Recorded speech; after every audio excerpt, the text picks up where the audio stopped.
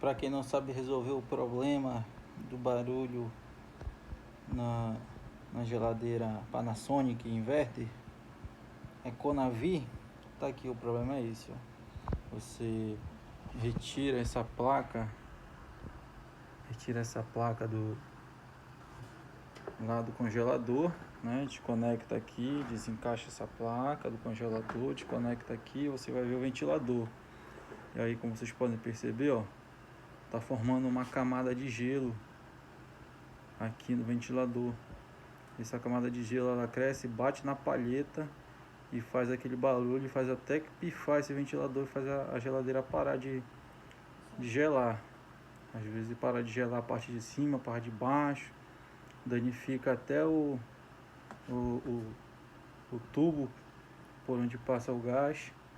Mas o problema é esse aqui, ó. É só você tirar essa placa de trás aqui e remover esse gelo.